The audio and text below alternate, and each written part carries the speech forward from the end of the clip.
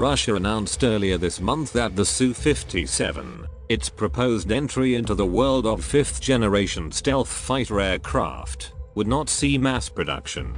The plane has proven to be very good, where it confirmed its performance and combat capabilities, Russian Deputy Defense Minister Yuri Borisov said on Russian TV on the 2nd of July, as reported by The Diplomat. But despite Russia's non-stop praise for the plane and dubious claims about its abilities, Borisov said, to The Diplomat, the Su-57 is considered to be one of the best aircrafts produced in the world. Consequently, it does not make sense to speed up work on mass producing the 5th generation aircraft. Justin Bronk, a combat aviation expert at the Royal United Services Institute, told Business Insider that Borisov's comments could be charitably described as an unreasonably optimistic reason why they stopped production. Basically, Borisov said the plane is so much better than everything out there that Russia doesn't need to build it, a claim Bronk finds unlikely. Instead, Russia will stick to what it's good at, with upgraded 4th generation aircraft in service instead of the Su-57, which was originally meant to replace the older fighters.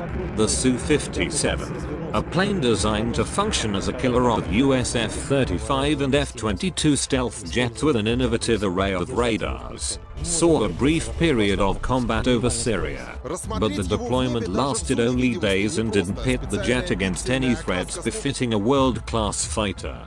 Initially proposed as a joint project with India, the Su-57 hit trouble when neither side could agree on how to split the production and technological development. After 11 years in the program, India withdrew, leaving Russia to go it alone with a weak economy. Now, India has been discussed as a potential buyer of the F-35 in another blow to Russia's dream of developing its own 5th gen fighter. The Su-57 was never really 5th generation, and never really stealth.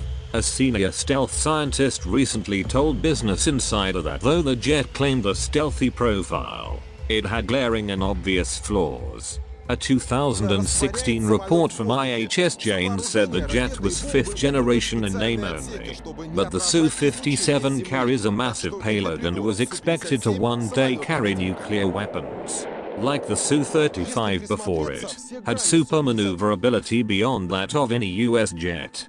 By all means, the Su-57 appeared a next-level dogfighting jet capable of taking out the US's best fighters in close combat.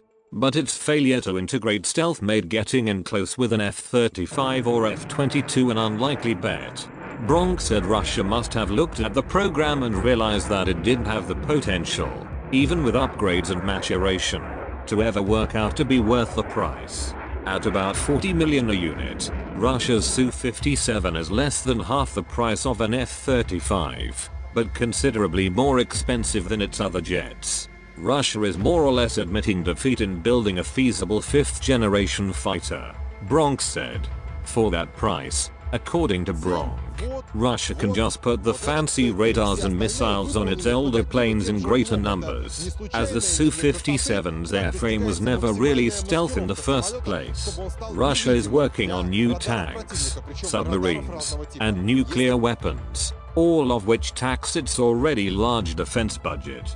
With other projects going forward, it appears the Su-57 has become the first casualty of a budget crunch.